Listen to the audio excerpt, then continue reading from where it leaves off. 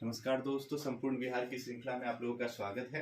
इससे पहले हम लोग 9 पार्ट पढ़ चुके हैं इसका, और ये हम लोग का 10वां पार्ट है। यहाँ पे जितना भी इम्पोर्टेंट क्वेश्चन है वो करवाया जा रहा है, और यथासंभव क्या किया जाएगा कि इसमें सभी 2000 जो इम्पोर्टेंट क्वेश्चन है उसको करवा लिया जाए, क्योंकि इसका वेटेज जो रहेगा 20 से 30 नंबर का रहना ही रहना है। अगर 100 मार्क्स का होता है तो 20 से 25 क्वेश्चन पूछेगा। अगर 150 मार्क्स का होता है तो 35 से 40 नंबर तक का आपका बिहार से क्वेश्चन आएगा। तो इसको कर ले। देखिए, बीपीएससी में बिहार का वेटेज बहुत ज्यादा होता है, हिस्ट्री का वेटेज बहुत ज्यादा होता है, साइंस और करंट का वेटेज ज्यादा होता है। उसी अकॉर्डिंग आप लोगों को तैयारी करते हुए चलना है, ताकि कम समय में ज्यादा से ज्यादा क्वेश्चन करके आप लोग निकल जाए। क्योंकि स्मार्ट स्टडी की जरूरत है, उलूल जुलूल पढ़ने की कोई भी आवश्यकता नहीं। बहुत सारे कोचिंग अभी यूट्यूब पे पढ़ाया जा रहा है, वहां पे आप देखेंगे ऐसा क्वेश्चन पढ़ाया जाए जो बीपीएससी कभी नहीं पूछेगा। ये सबको पता है, लेकिन वो ऐसा क्वेश्चन बना रहा है जैसे अपने स्मार्टनेस को दिखाने के लिए। वहां पे आप लोगों को नहीं जाना, सिंपल स्ट्रेट वर्ड जो क्वेश्चन बीपीएससी पूछता है वही आपसे पूछेगा। ओके, तो आज का हम लोग फटाफट क्वेश्चन जो है वो देख लेते हैं। आज जो पहला क्वेश्चन है, बिहार का वह प्रथम राज्य जिसमें भूमि सुधार कानून बनाया गया। देखिए, ये बहुत आसान सा क्वेश्चन है, क्योंकि अगर बीपीएससी का आप एग्जाम दे रहे हो तो ज्यादातर जो क्वेश्चन होगा, जो एंशिएंट हिस्ट्री वगैरह से क्वेश्चन पूछे, तो उसमें अगर आप लोगों को ऑप्शन ना दिखाई दे कोई भी ऐसा, अगर वहां पे बिहार अवेलेबल हो तो 90% चांस है कि उसका आंसर बिहार ही होगा। ठीक है, तो पहला देखिए, भारत का वह प्रथम राज्य जिसमें भूमि सुधार कानून लाया गया या कानून बनाया गया, वो कौन था? तो बिहार स्टेट। इसके बारे में थोड़ी सी हम लोग बात भी कर लेते हैं। देखिए, जब हमारा देश आजाद हुआ 1947 में, ठीक है, और जब हम लोग का कॉन्स्टिट्यूशन बन के तैयार हो गया 1950 में, जब उसको लगा दिया गया, तब उसी समय हमारा बिहार जो था वो पहला स्टेट हुआ, और 1950 में ही, है ना, जो भूमि सुधार से संबंधित पहला बिल लेकर स्टेट में लेके आया। ओके, और इसी समय जो जमींदारी उन्मूलन प्रथा है उसको भी वो क्या किया, समाप्त करने का प्रयास किया। इसी भूमि सुधार कानून के तहत ही जमींदारी उन्मूलन प्रथा शुरू करने का प्रावधान किया वो।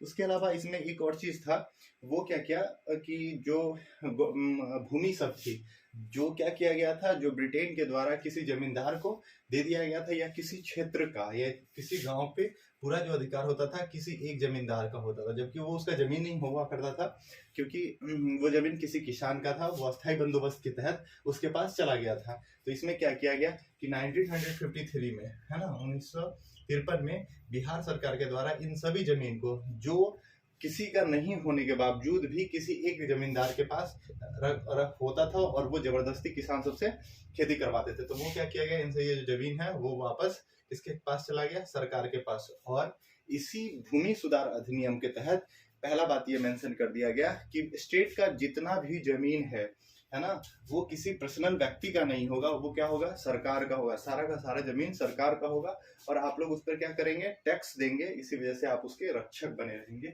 ये जो प्रावधान है 1953 में कर दिया गया, और ये जो भूमि सुधार कानून है 1950 में लगा दिया गया। इस वजह से आपसे अगर क्वेश्चन पूछता है कि कौन सा स्टेट है जो सबसे पहले जमींदारी उन्मूलन, है ना, जमींदारी उन्मूलन का प्रावधान किया, तो सबसे पहले जमींदारी उन्मूलन का जो प्रावधान करने वाला स्टेट है वो कौन सा है, बिहार। ओके, तो पहला क्वेश्चन देखो, भूमि सुधार कानून कौन बनाया, बिहार। इसी के तहत क्या किया गया, जमींदारी उन्मूलन प्रथा भी शुरू किया गया।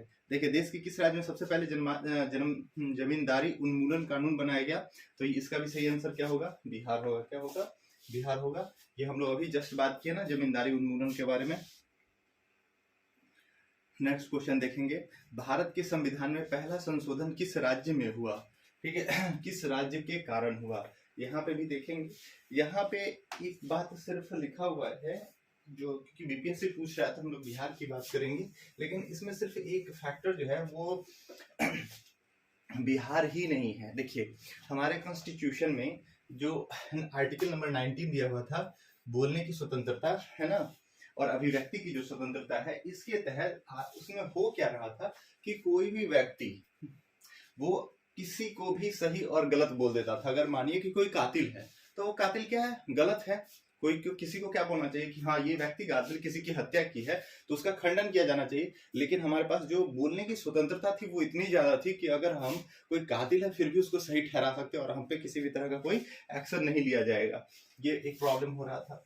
फिर क्या हुआ गया था कि हमारे यहाँ जो आर्टिकल नंबर 31 बर्खास्त किया गया है, इसके तहत ऐसे प्रावधान किए गए थे या इसको 31 को छोड़ दे, वहां पे छोड़ दे, तो हमारे पास क्या वो किया गया था कि मौलिक अधिकार को इतना स्ट्रॉन्ग कर दिया गया था कि आपके पास जो जमीन है ना, वो सिर्फ आपका ही रहेगा, उस पर सरकार को अधिकार करने में प्रॉब्लम होती थी। जिससे प्रॉब्लम क्या होने लगा, जब हमारा देश, क्योंकि उसमें उतना विकसित था नहीं, लोगों में उतनी समझ भी नहीं थी कि हम सरकार को दे या करे, तो इस वजह से क्या होता था, और जमींदारी प्रथा अभी तक चल ही रही थी, पूरी तरह से समाप्त नहीं की गई थी। तो अगर मान लेते हैं जैसे बिहार में इंडस्ट्रियलाइजेशन करना है कहीं पे, या कहीं पे कोई सड़क बनानी है, तो क्या होता है कि किसान से आप जमीन आसानी से ऑक्यूपाई नहीं कर सकते थे, किसान आपको जमीन नहीं देता क्योंकि उसके मौलिक अधिकार में आता था। इस वजह से फिर बहुत ज्यादा ब्रीफ नहीं कर रहे हैं, यहीं पे कट कर रहे हैं बात को, तो आप बात को समझे, क्योंकि जमीन जो था वो क्या होता था, किसी का राइट होता था उसको अपने अंडर रखने के लिए, तो गवर्नमेंट को यहाँ पे प्रॉब्लम होती थी उसे ऑक्यूपाई करके वहां पे इंडस्ट्री डेवलप करने, एयरपोर्ट बनाने, या किसी भी तरह का डेवलपमेंट को लेकर के। तो बिहार सरकार इस चीज को लेकर के सेंट्रल गवर्नमेंट के पास गई, और सेंट्रल गवर्नमेंट क्या किया कि पहला संविधान संशोधन विधेयक लाया, फर्स्ट अमेंडमेंट बिल लाया 1951 में, है ना। और इस विधेयक के तहत क्या कर दिया गया कि हमारे पास 9वां अनुसूची जोड़ दिया गया, है ना, 9वां अनुसूची जोड़ दिया गया।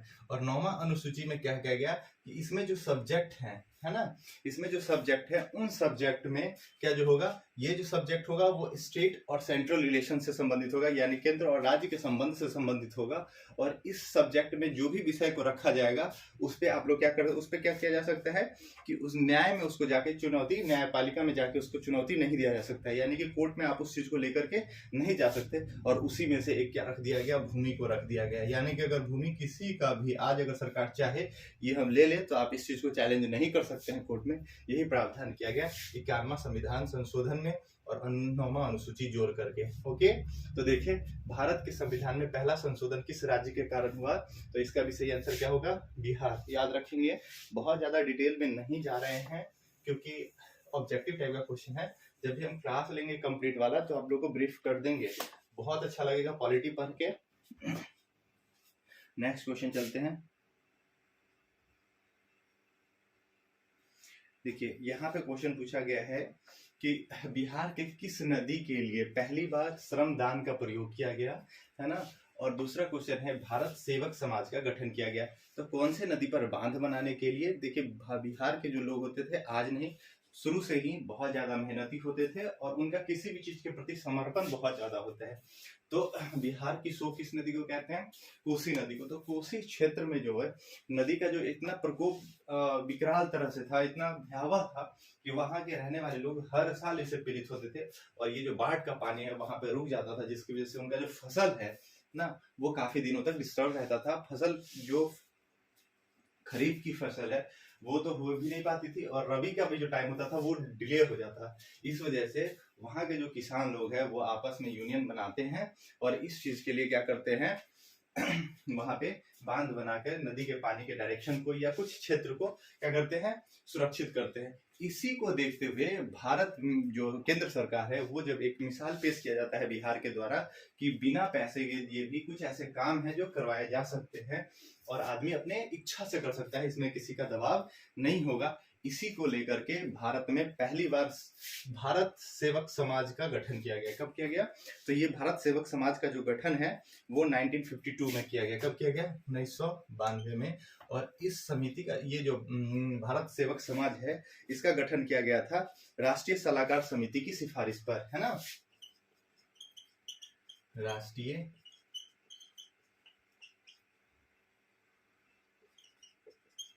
समिति,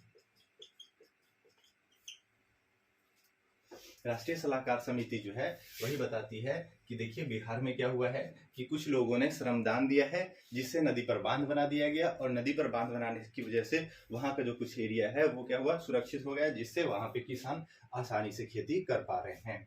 इसी वजह से और इसी को देखते हुए भारत में क्या किया गया, राष्ट्रीय सलाहकार समिति के सिफारिश पर भारत सेवक समाज का गठन किया गया। और अगर आपसे पूछ लेता है कि भारत सेवक समाज का गठन कब किया गया, तो अगस्त 1992 में है। कब है, अगस्त। डेट तो आपसे पूछेगा नहीं क्योंकि आप याद रखने में भी मुश्किल हो जाता है, तो आप अगस्त 1992 दे, ठीक है ना, डेट इसमें खुद मेंशन किया जाएगा। तो अगस्त 1992 में किया गया, ओके, सॉरी 92 में किया गया। नेक्स्ट क्वेश्चन देखते हैं हम लोग।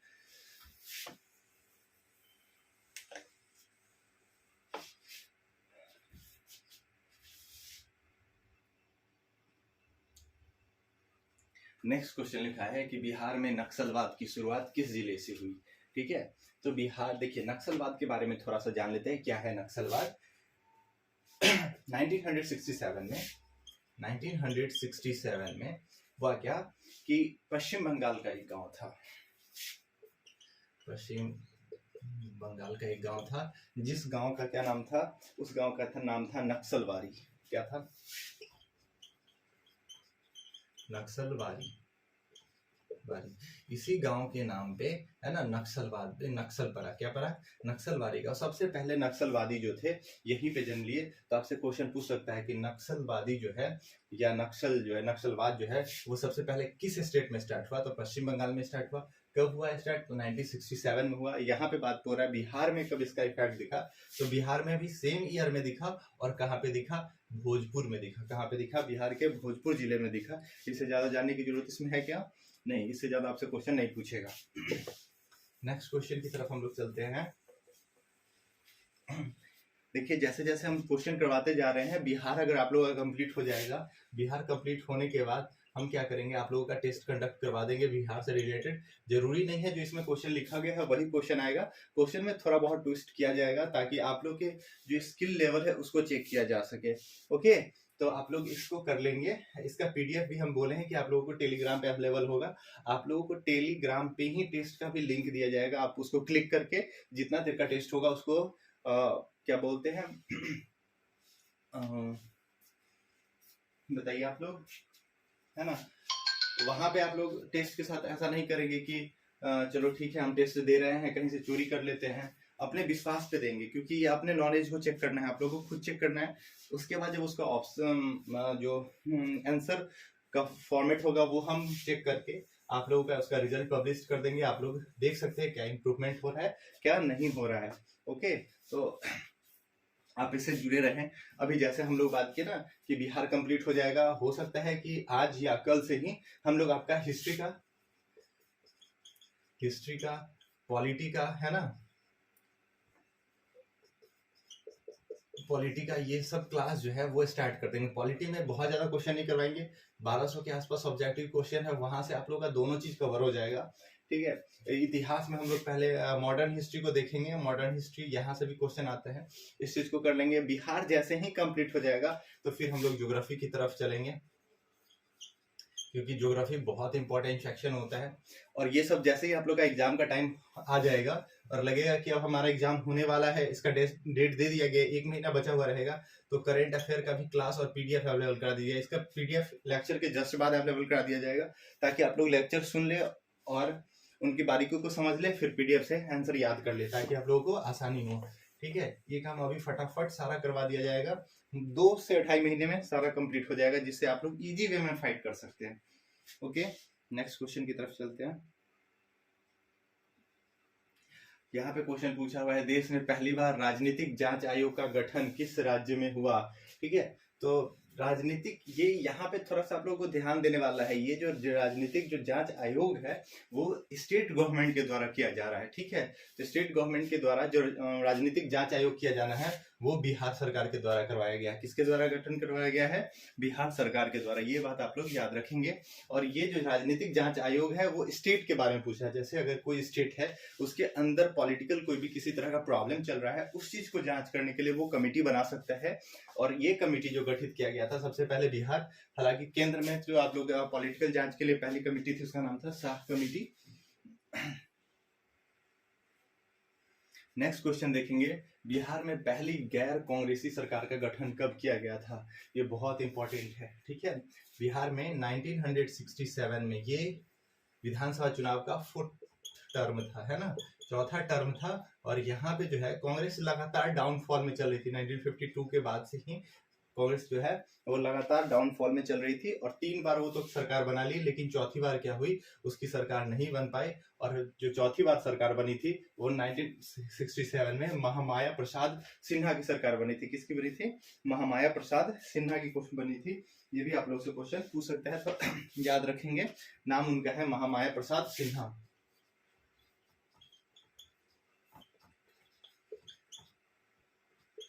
प्रसाद सिन्हा, है ना।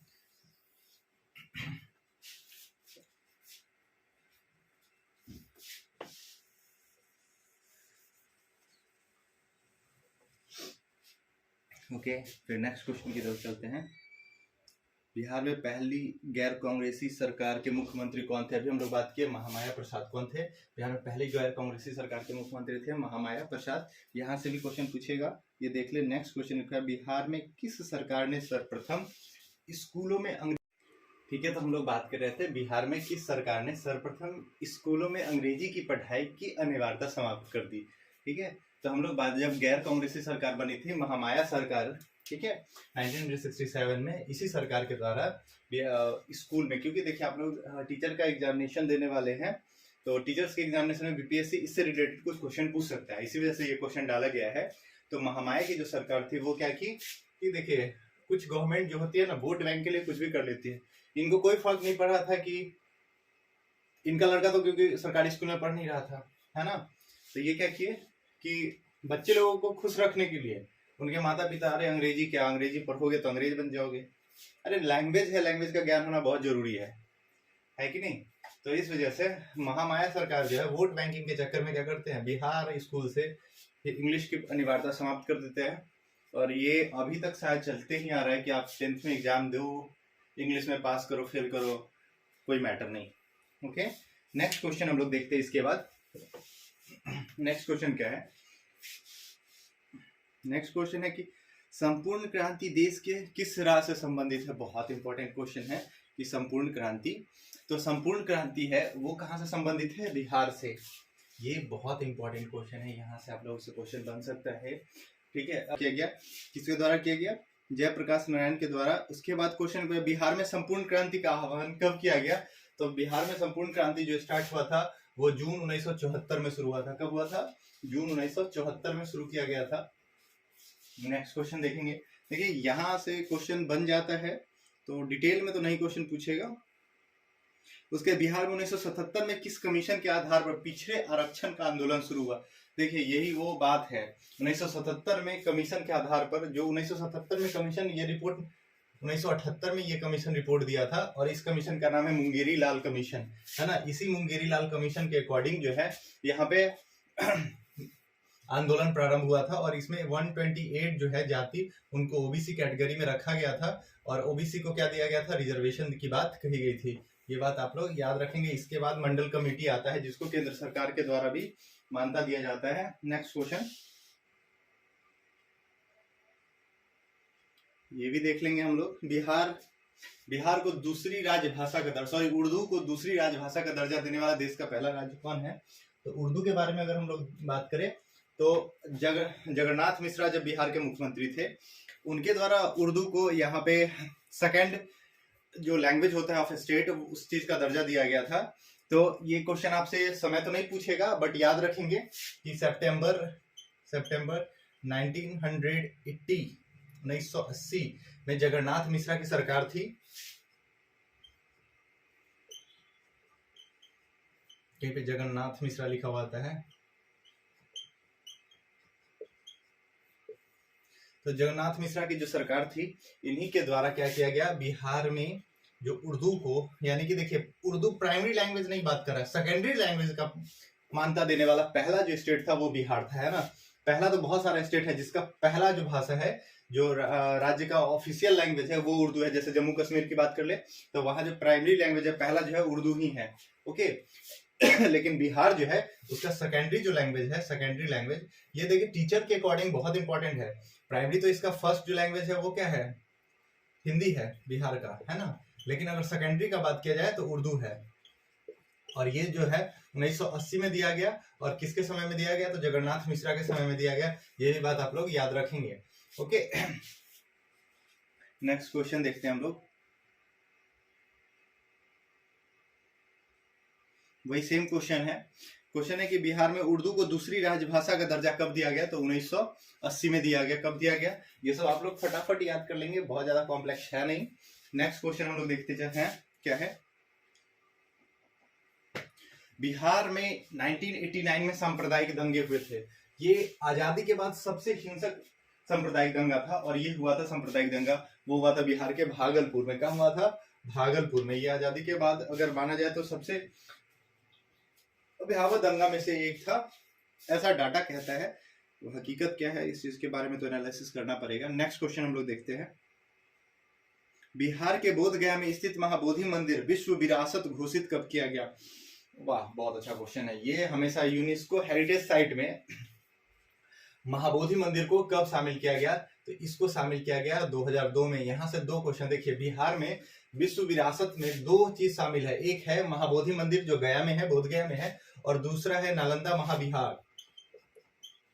नालंदा महाविहार, वही इसको जो नालंदा यूनिवर्सिटी का जो कैंपस है उसको कब शामिल किया गया था? 2016 में। कब किया गया था? जुलाई 2016। जुलाई तो नहीं पूछेगा लेकिन साल पूछ सकता है। उसके बाद ये भी क्वेश्चन पूछ सकता है कि विश्व विरासत सूची में बिहार के कितने धरोहर शामिल है? तो कितने धरोहर शामिल है? 2। ये भी बात आप लोगों को याद रखना है। कौन कौन की बात अगर पूछ ले आप लोगों से तो बोधगया का महान बोधि मंदिर है ना, अगर सारनाथ का स्तूप, ये सॉरी क्या नाम है, नंदगढ़ या लौड़िया या रामपुरवा का अगर स्तूप पूछे तो वो नहीं है। वैशाली का क्षेत्र का बात किया जाए वो नहीं है। तो दो ही है, कौन? एक महाबोधि मंदिर है और दूसरा कौन है? नालंदा महाविहार। ये समय पूछ लेता है कब किया गया था, तो नालंदा महाविहार को जुलाई 2016 में किया गया था, जबकि बिहार के बोधगया में स्थित महाबोधि मंदिर को विरासत सूची में कब शामिल किया गया था? 2002 में। ये भी बात आप लोग याद रखेंगे। ओके, नेक्स्ट क्वेश्चन की तरफ चलते हैं।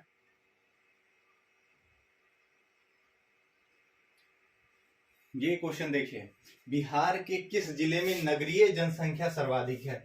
एक बार ऐसे इसका जो सेकंड नंबर जो आप लोग का वीडियो अपलोड किया गया है उसमें एक क्वेश्चन था कि बिहार की सर्वाधिक बिहार का सबसे बड़ा जिला पूछा हुआ था, है ना। वहां सर्वाधिक बड़ा पूछा या बिहार का सबसे बड़ा जिला पूछा हुआ था और वहां पे पश्चिम चंपारण नहीं ऑप्शन दिया हुआ था, पटना ऑप्शन दिया हुआ था।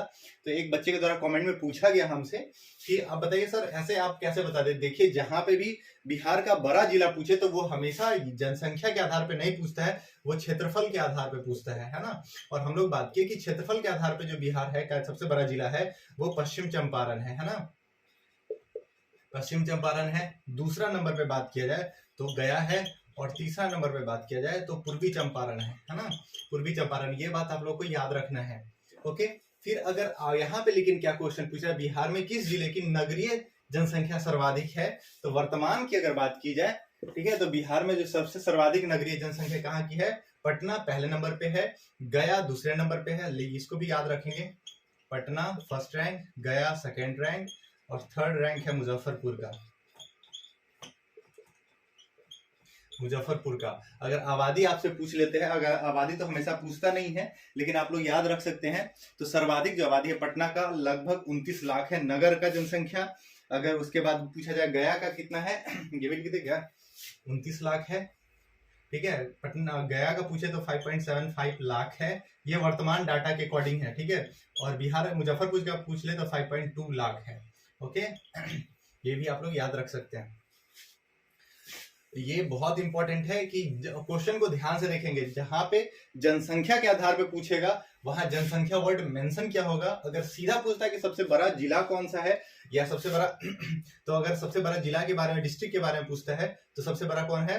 पश्चिम चंपारण। या सबसे बड़ा क्षेत्र कौन सा पूछता है वो भी आप लोग से पूछ सकता है, तो कौन है? पश्चिम चंपारण। याद रखेंगे। नेक्स्ट क्वेश्चन चलते हैं, लास्ट क्वेश्चन है।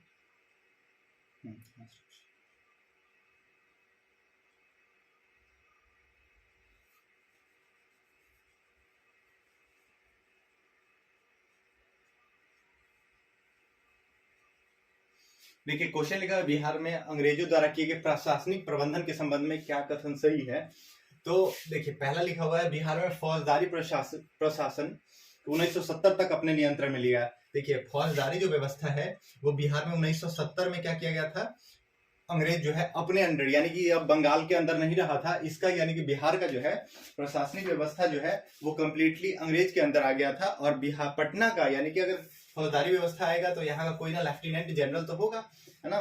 तो इसका जो पहला लेफ्टिनेंट जनरल जो बनाया गया था वो कौन था? Francis grant. ये क्वेश्चन पूछता है, बिहार का पटना पहला मजिस्ट्रेट या लेफ्टिनेंट गवर्नर उपराज्यपाल, तो ये है फ्रांसिस ग्रांट। ये बात भी आप लोग याद देंगे। चार्ल्स पूरा नाम है, चार्ल्स फ्रांसिस ग्रांट, ठीक है। तो चार्ल्स फ्रांसिस ग्रांट जो है 1970 को क्या किया जाता है? बिहार का पहला गवर्नर, उप गवर्नर याद रखिएगा, उपराज्यपाल, लेफ्टिनेंट गवर्नर नियुक्त किया जाता है, या इसको मजिस्ट्रेट भी कह सकते हैं, ये मजिस्ट्रेट नियुक्त किया जाता है। और बिहार का जो प्रशासनिक प्रबंधन है, फौजदारी प्रशासनिक प्रबंधन है, वो क्या कर लिया जाता है, अंग्रेज के द्वारा अपने हाथ में नियंत्रित कर दिया जाता है। ये बात याद रखेंगे।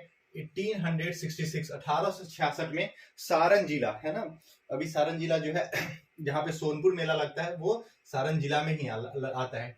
तो सारण जिले में को दो भाग में बांट दिया गया, एक हो गया सारण और दूसरा हो गया चंपारण। ये बहुत इंपॉर्टेंट क्वेश्चन है। चंपारण जो है 1866 में किससे अलग हुआ, सारण से हुआ। उसके बाद नेक्स्ट ऑप्शन क्या है, 1875 में तिरहुत कमिश्न जो कमिश्नरी अभी है वर्तमान में, तिरहुत डिवीजन को बांट दिया गया और इसको क्या कर दिया, दो नए स्टेट बनाए गए 1875। ये बात याद रखिएगा, मुजफ्फरपुर और दरभंगा।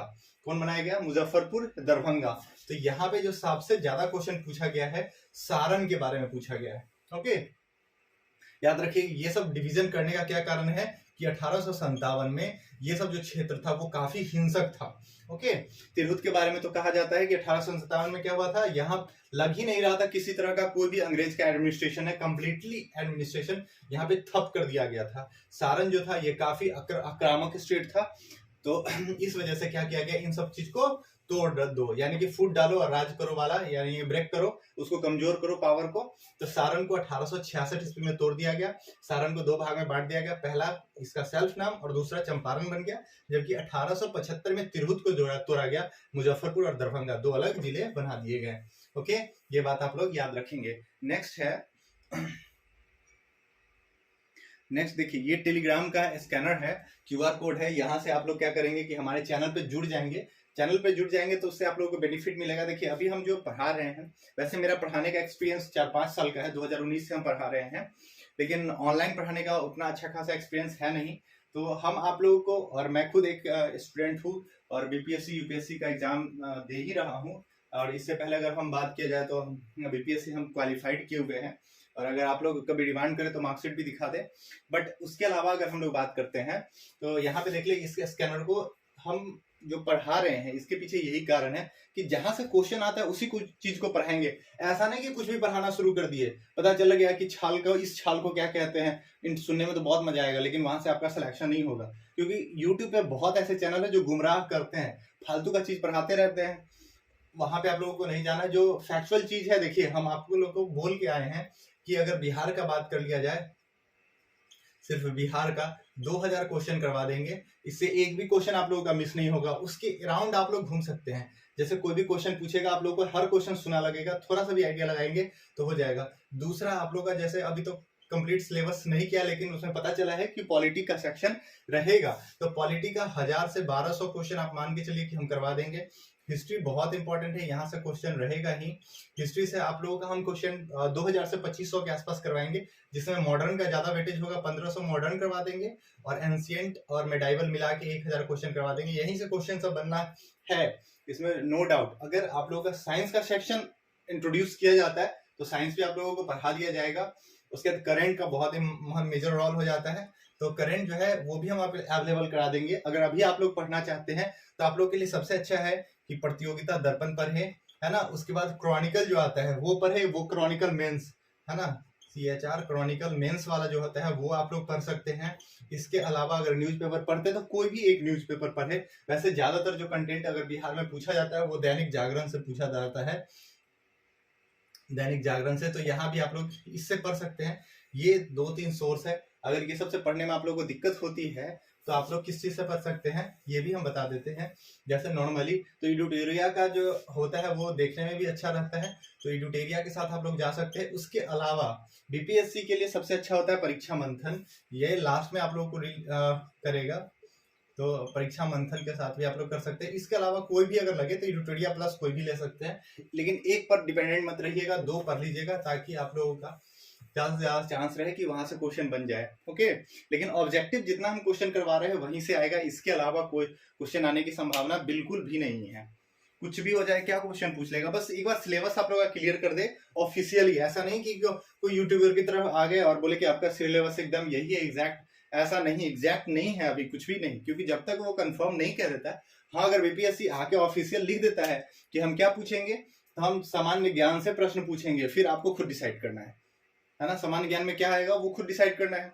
अब वहां पे आप लोग को पता चलेगा कि अच्छा ठीक है ये सेक्शन हम पढ़ के गए, वहां से क्वेश्चन आ गया, बहुत अच्छा, नहीं आया फिर बीपीएससी के ऊपर है। ओके, तो आज के लेक्चर में इतना ही।